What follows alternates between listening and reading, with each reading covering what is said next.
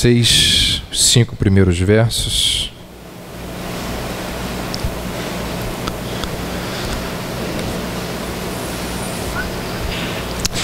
Irmãos, se alguém for surpreendido em alguma falta, vós que sois espirituais, corrigi-o com espírito de brandura e guarda-te para que não sejas também tentado. Levai as cargas uns dos outros e assim cumprireis a lei de Cristo. Porque se alguém julga ser alguma coisa, não sendo nada, a si mesmo se engana.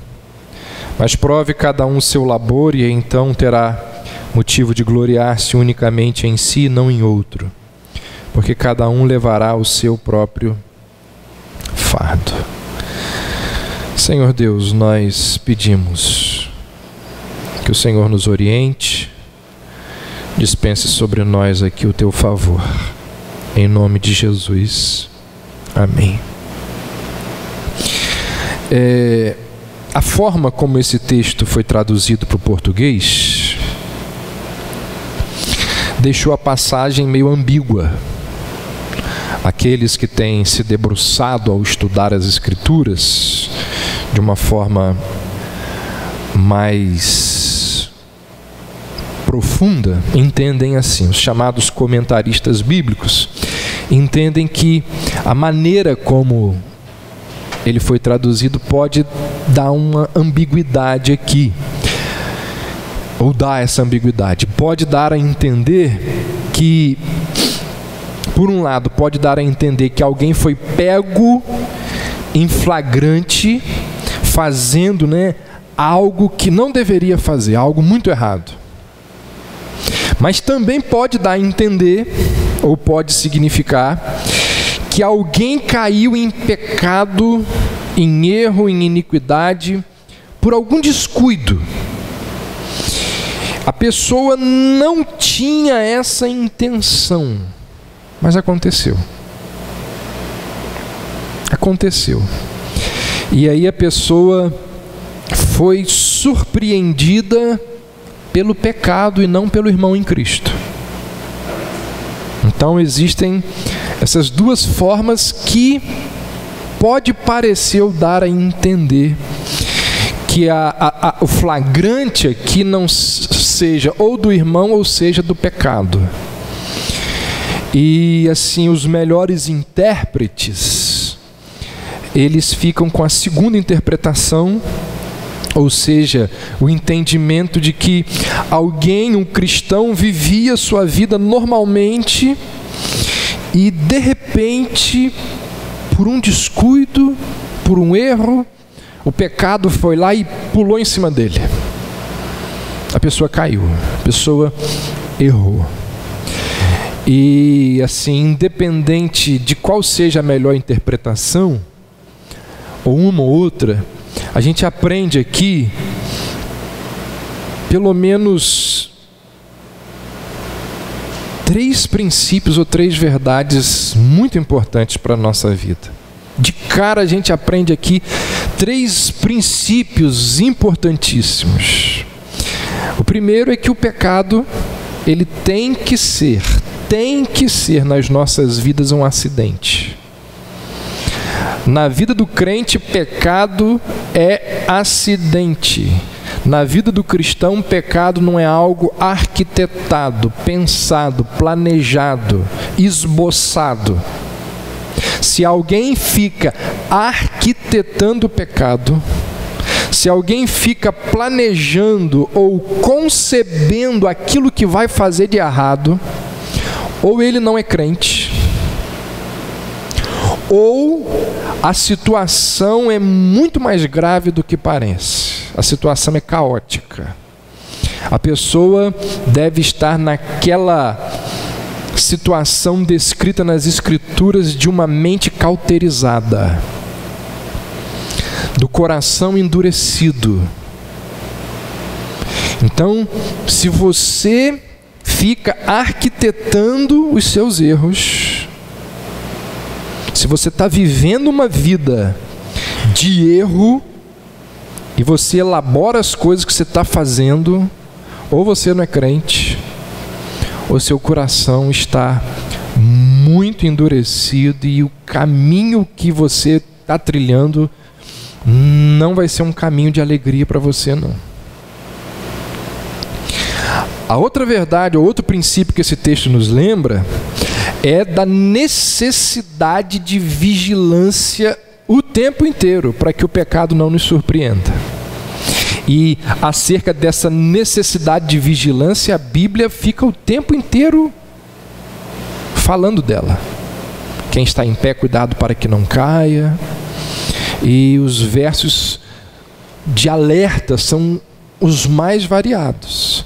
Então a Bíblia nos ensina que a gente deve não somente não pecar. A Bíblia nos ensina que nós devemos evitar tudo aquilo que nos leve a pecar. Ou seja, você ainda não está pecando, mas a situação na qual você está pode te levar a pecar. Então a Bíblia diz que a gente deve evitar até essa situação que vai nos levar a pecar. Então nós precisamos tomar providências diante do fato de que a carne é fraca. Nós somos humanos, nós somos limitados. Então, sabendo disso, nós precisamos organizar a nossa vida diante desse fato. Então a gente não deve chegar perto do pecado acreditando que nós somos capazes de vencê-lo. Aquela antiga, conhecida história do garotinho que está lá olhando para a fruta, e aí o dono da barraca chega e diz: o que você está fazendo aí, rapaz? Está tentando roubar? Ele diz: não, estou tentando não roubar. Se você está tentando não roubar, você está fazendo o que olhando para a fruta? Sai daí. Então nós somos lembrados acerca da necessidade de vigilância constante para que o pecado não nos surpreenda. Se temos a consciência de que o caminho que estamos trilhando possui lá partes escorregadias, a gente precisa de discernimento, de sabedoria para mudar o curso. Porque se a gente trilhar ali, a gente vai cair. Então o crente, ele deve fugir não apenas da tentação, mas ele deve fugir das circunstâncias onde ele será tentado. Isso significa, na prática, fugir de determinadas companhias, fugir de determinados lugares. Desde que eu me entendo por gente, as pessoas perguntam: pastor, é errado ir em determinado lugar? Pastor, é errado andar com determinadas pessoas? Não é que seja errado, mas você está se expondo. Você está se expondo. Em determinados lugares, na companhia de certas pessoas, você pode ser surpreendido pelo pecado de forma muito mais fácil, de forma muito mais rápida. E o que Paulo está dizendo aqui é: evite isso. Terceiro princípio que a gente aprende aqui logo no início desse texto: a gente não deve se surpreender quando alguém cai em pecado.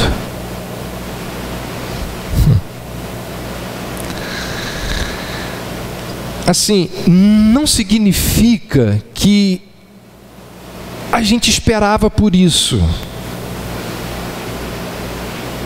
mas significa que a gente sabia que essa possibilidade existia. Deixa eu dizer uma coisa para vocês: se aqui, nessa comunidade, nessa igreja, se aqui existisse, ou se aqui fosse uma comunidade de anjos, aí sim, quando alguém cair em pecado, a gente poderia dizer assim: ah, que isso? Se fosse todo mundo anjo, mas nós não somos anjos.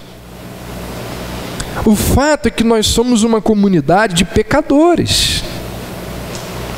Certamente que pecadores redimidos, mas pecadores redimidos ainda são pecadores. Então eu não estou dizendo, de forma alguma, eu não estou dizendo que devemos ver o pecado como uma coisa natural. Não estou dizendo que a gente deve se acostumar com o pecado.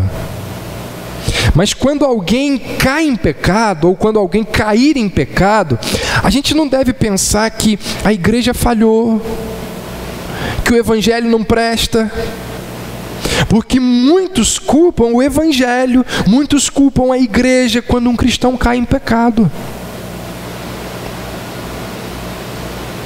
Olha lá, o pastor fulano de tal fez isso, fez aquilo. Olha lá, aquela pessoa da igreja fazendo coisas que só descrente faz. Que evangelho é esse? Tais pessoas não entendem, ou a gente não está lembrando que o próprio evangelho diz isso. O próprio evangelho diz isso. O que o evangelho diz? Nós somos pecadores. O próprio evangelho diz que nós somos passíveis de falhas, de tombos. O próprio evangelho diz que nós podemos cair em pecado. E se erramos, foi porque em algum momento deixamos de seguir o evangelho. Então, o que a gente aprende logo de cara aqui nesses versos aqui? O pecado em nossas vidas deve ser um acidente? Somos lembrados acerca da necessidade de vigilância constante, e a gente não deve se surpreender quando alguém cai em pecado, porque todos nós somos passíveis de tal. Todos nós somos. Então Paulo diz aí no verso 1: se alguém for surpreendido em alguma falta, vós que sois espirituais, corrigi-o com espírito de brandura. Eu tenho para mim que se todos nós aprendêssemos e praticássemos o que Paulo nos diz aqui, a maior parte dos problemas, a maior parte dos nossos problemas na igreja acabaria. Se nós realmente fizéssemos o que está descrito aqui, se alguém for surpreendido em alguma falta, vós que sois espirituais, corrigi-o com espírito de brandura. Quem são os espirituais aqui? Existem duas possibilidades. Primeira, quem são, esses espirituais a quem Paulo diz que devem corrigir? Primeiro, a primeira possibilidade é que Paulo esteja se referindo àqueles membros da igreja que são mais maduros, que são mais experientes, pessoas que possuem uma vida mais consistente, pessoas que não são oscilantes. Porque o que existe de gente oscilante na igreja é impressionante, né? Gente que em março, abril, maio estão bem. Aí muda a estação, ela também muda. Parece que ela muda, tem 4 estações a espiritualidade dela, vai mudando. Durante um tempo ela está bem, durante outro tempo ela desaparece da igreja e depois volta. Tem gente assim. Então, não é esse tipo de gente, essa interpretação diz. Não é pessoa oscilante, inconstante, são pessoas consistentes. Pessoas que têm uma autoridade espiritual por causa da vida que leva, para chegar para o irmão que foi surpreendido e corrigi-lo. Só que essa interpretação tem uma dificuldade, porque ela introduz dentro da igreja uma divisão de crente carnal e crente espiritual. Os carnais seriam aqueles que andam segundo a carne e que são o tempo inteiro surpreendidos em falhas, enquanto que os espirituais são aqueles que nunca são surpreendidos em falha nenhuma. Essa é a dificuldade de entendermos que Paulo está se referindo àqueles membros da igreja que são mais maduros e experientes. A outra interpretação que é dada para esse texto é que Paulo está se referindo à liderança da igreja. Ao chamá-los aqui de espirituais, não significa que os demais não sejam. No entanto, pela vida consistente e madura, eles chegaram a liderar, a fazerem parte daquele grupo que conduz, que lidera a igreja. Pessoas que foram agraciadas pelo Espírito Santo com o ofício necessário para instruir, ajudar, pastorear, tomar conta da igreja. Essa segunda interpretação talvez seja a melhor, mas a gente não tem como afirmar que é realmente essa aqui. O certo é que aqueles que vão corrigir a pessoa faltosa, eles precisam ser maduros, eles precisam ser experientes, eles precisam ser espirituais. Maduro, experiente, espiritual. Então Paulo vai dizer, que se alguém for surpreendido em alguma falta, vós que sois maduros, experientes e espirituais, corrigi-o com o espírito de brandura. Comentando esse verso, Lutero diz o seguinte: vá até ele, estenda-lhe a mão, levante-o novamente, console-o com palavras brandas e abrace-o com braços de mãe. Já pensou se a gente agisse assim? Vá até ele. E aí, certamente que Lutero deve ter em mente o texto quando Jesus diz que se o teu irmão pecar, vá até ele. Estenda-lhe a mão, levante-o novamente, console-o com palavras brandas e abrace-o com braços de mãe. O que a gente pode aprender aqui desse verso aí? Quais são algumas aplicações aí para as nossas vidas? Primeiro,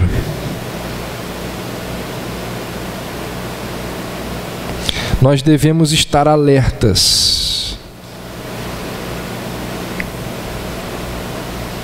para quando isso acontecer na igreja, aqui entre nós. E assim, tem acontecido, às vezes acontece. Quando alguém faz alguma coisa errada, primeiro, a gente não deve ficar inerte, fingindo que não vê, sob o pretexto que não é da nossa conta. Cada um, Deus deu a vida para cada um tomar conta da sua. Então, na igreja não é assim não. Se você não está disposto a prestar contas da sua vida, do que você faz, não participe da igreja. Ou então participe de uma igreja liberal, onde você vai quando quer. Aliás, você vai no ano que você quer. Viva, vai ter o seu estilo de vida. Pode ir para uma igreja liberal, em que a sua presença ou a sua ausência não será notada. Agora, numa comunidade baseada nos padrões do Novo Testamento, a pessoa não pode fazer o que quer. E a igreja não pode ficar inerte sob o pretexto de que não é da conta dela o que a pessoa faz. Quando alguém faz alguma coisa errada, além de não ficarmos inertes, a gente também não deve desprezar ou condenar a pessoa no nosso coração. E aí, quando a pessoa vai de mal a pior, nós vamos lá e dizemos: bem feito. Bem feito. O pastor avisou. A vida avisou. Colheu o que plantou. Bem feito. Essa atitude também é pecaminosa. Também é uma atitude de iniquidade. Quando alguém faz alguma coisa errada, então a gente não deve ficar inerte, nós não devemos ficar julgando, condenando, e em alguns casos gostando de que ela caiu no nosso coração.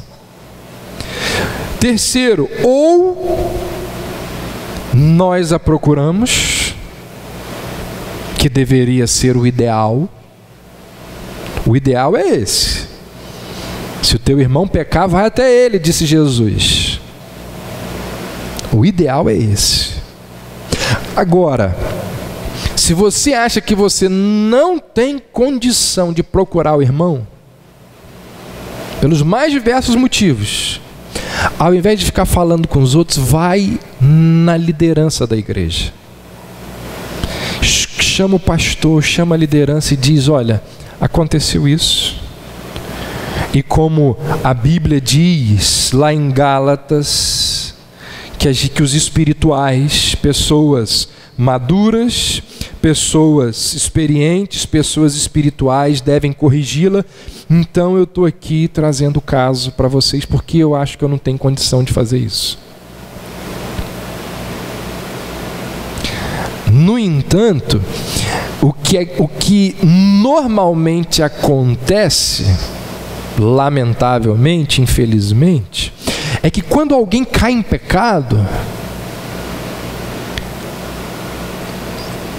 a gente liga para o outro e diz assim: eu vou te contar uma coisa aqui, mas é para você orar.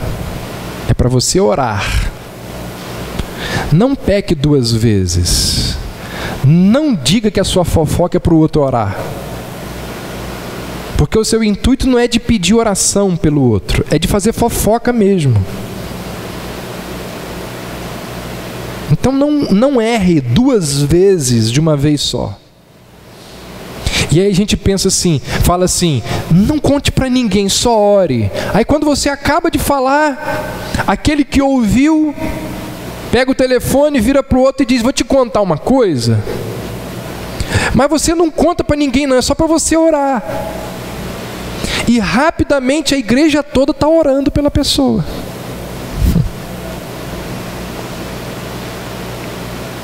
Gente, quando um irmão cai, ou a gente vai a ele, ou a gente procura a liderança da igreja. O ideal é você ir a ele.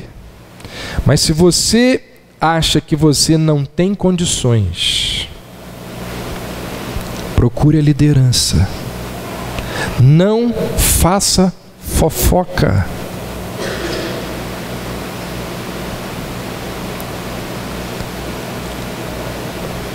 Porque no momento que você faz fofoca, você está se colocando no mesmo paredão que ele. Você que estava fora do paredão do julgamento de Deus, ao fazer fofoca, você entrou lá. Porque a Bíblia diz que existem 6 coisas que Deus odeia. A 7ª ele abomina. É aquele que faz contenda entre irmãos, que semeia fofoca, através de maledicência. E nós devemos estar muito atentos, porque um dos maiores, um dos antros, um dos lugares onde a gente faz mais fofoca é dentro de casa, na nossa família. Fica falando um para o outro da vida do outro. Isso é pecado. Isso é erro. Isso é iniquidade. Então, a Bíblia diz, Paulo é claro ao dizer aqui, se alguém for surpreendido em alguma falta, vós que sois espirituais, corrigi com espírito de brandura. Nós precisamos estar alertas para quando isso acontecer em nosso meio. Não ficar inerte, não desprezar ou condenar o outro no nosso coração e buscar tratar do assunto. Se a gente não tem condições, encaminhar a situação para aqueles que têm condições de tratar do assunto. Segunda coisa que a gente aprende aqui, o fato de que alguém caiu em pecado não significa que ele está perdido. Nós devemos dar o crédito, nós devemos oferecer a possibilidade da reconciliação. A gente não pode olhar para as pessoas que caem, desprezando-as imediatamente, dizendo: que isso? Não pode ser crente. Se fosse crente não fazia isso. E aí lá no nosso coração nós já sentenciamos a pessoa à fogueira do inferno. Ignoramos a ordem bíblica de que as pessoas podem, de que as pessoas precisam, de que as pessoas devem ser corrigidas. E aí o texto continua, e aí nós encontramos 3 atitudes que devem caracterizar a nossa correção. Brandura, corrigi-o com espírito de brandura. Então todos os estágios da correção devem ser caracterizados pela brandura. O que significa isso? Que ao corrigir alguém, não deve existir ali palavras ásperas, censuras violentas, censuras descabidas. Não deve prevalecer a má educação. Tem gente que confunde correção com ser mal educado. Vai corrigir e, como se diz por aí, solta os cachorros em cima dos outros. Fala de uma forma terrível. Então Paulo está nos lembrando do seguinte: olha, nós estamos partindo do pressuposto de que a pessoa que vai ser corrigida, ela é nosso irmão, é nossa irmã. Se a pessoa realmente for nosso irmão, ao ser corrigido ele vai se endireitar. A gente não pode falar com ele de qualquer jeito. E quando nós usamos palavras duras, ásperas, grosseiras, esse tipo de linguajar não vai ajudar de forma nenhuma na correção. O que o provérbio lá, descrito por Salomão, diz? Que a palavra dura provoca o furor, enquanto que a palavra branda, ela desvia a ira. Quando a pessoa que caiu percebe que quem a está corrigindo faz isso com brandura, faz isso com misericórdia, faz isso com amor, essa pessoa automaticamente ela é levada a repensar, a ponderar, a dar ouvidos ao que está sendo dito. Agora, por outro lado, quantas vezes pessoas que, eu vou até dizer, bem intencionadas, quando elas veem alguém que caiu em pecado, elas vão lá corrigir, mas por falta de sabedoria, elas despejam um monte de impropérios, um monte de críticas, um monte de condenações. Às vezes falam de coisas que nem deveriam ser ditas ali, que nem é do assunto que está ali. A pessoa caiu em A, O que deve ser corrigido é A. Mas aí a pessoa que vai corrigir lembra de B, C, D. A pessoa teve um erro terrível, aí você vai lá tratar do erro, e aí no meio da sua fala você vira e fala, e você? E tem mais uma coisa, você não é pontual. E tem mais uma coisa, você não é assíduo. Você não tem nada a ver com aquilo.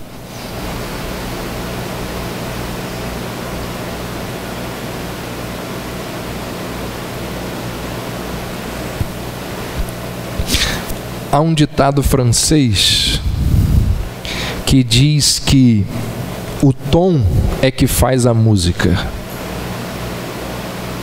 O tom é que faz a música.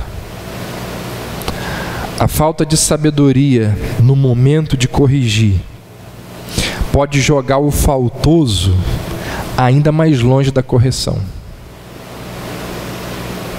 Aquele que já está com a consciência pesada,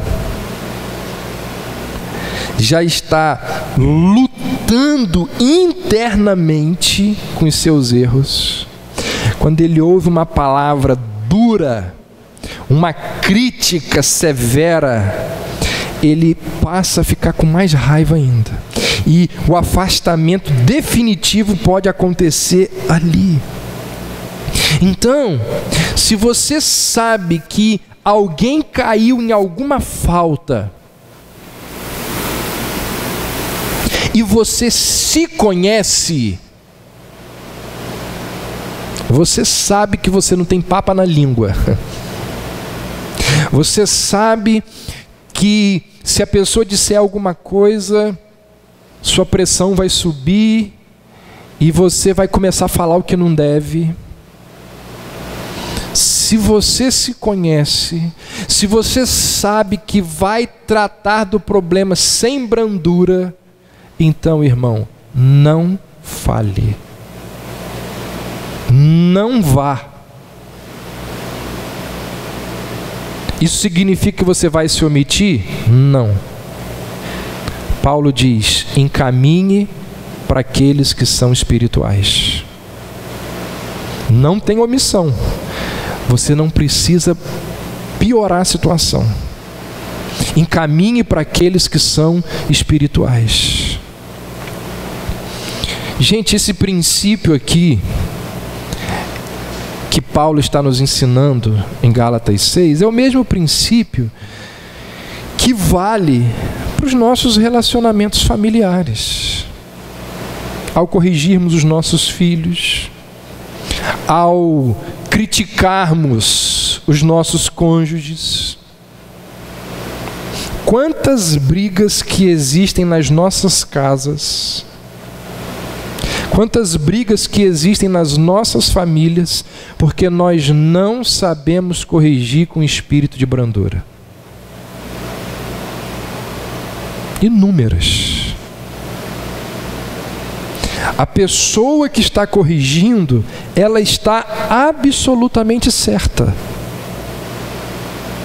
No entanto, ela perde a razão por causa da forma como ela fala.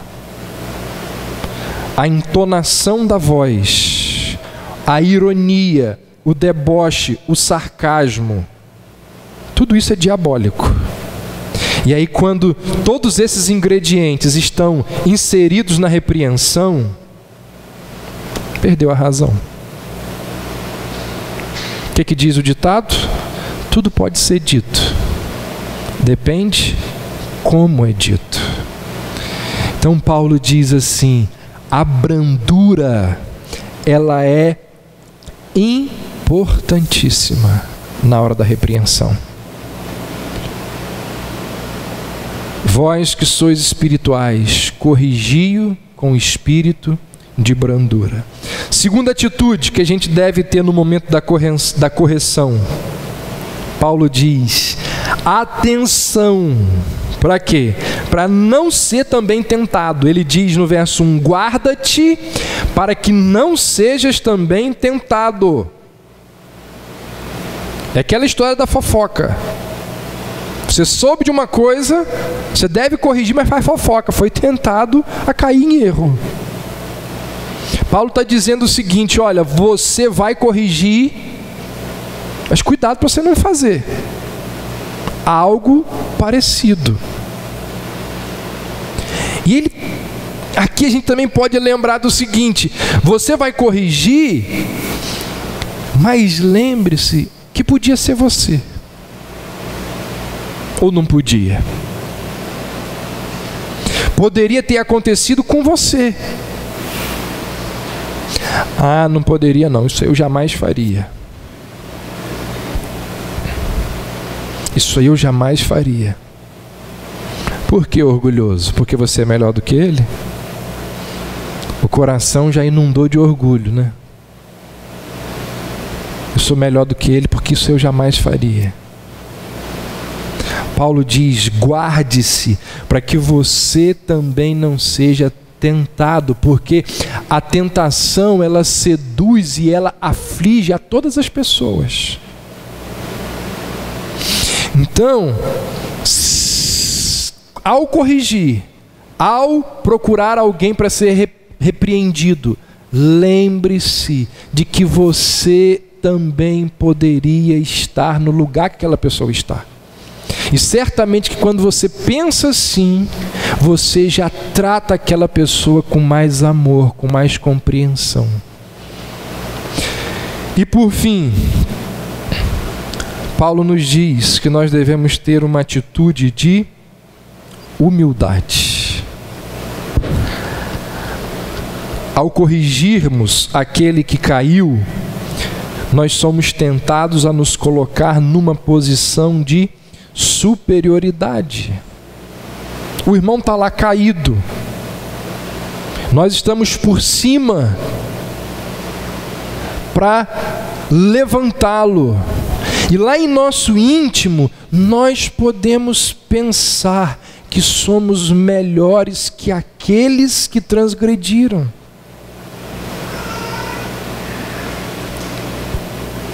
Gente, deixa eu falar uma coisa para vocês. Arrogância espiritual é um pecado que persegue todos nós. Todos nós. Paulo nos adverte a fugirmos desse tipo de postura. Olha o que ele diz aí no verso 3. Se alguém julga ser alguma coisa não sendo nada, a si mesmo se engana. Ele está dizendo: fuja da arrogância espiritual. Existem pessoas que realmente pensam como aquele fariseu que virou-se para o Senhor e disse: graças te dou, Senhor, porque eu não sou como os demais homens. Não sou. Dou o dízimo de tudo que tenho, oro 3 vezes por dia, jejuo 2 vezes por semana. A minha vida é melhor que a das demais pessoas. Nunca entendeu o que significa a graça de Deus. E aí Paulo ainda diz, verso 4: prove cada um o seu labor. O que Paulo está propondo aqui? Faça um teste. Faça um teste. Olhe para a sua vida. Veja se você está caminhando realmente com Deus. Porque se nós vamos corrigir alguém, nós devemos fazer humildemente, não nos comparando com aquela pessoa que caiu, nos achando melhores do que ela.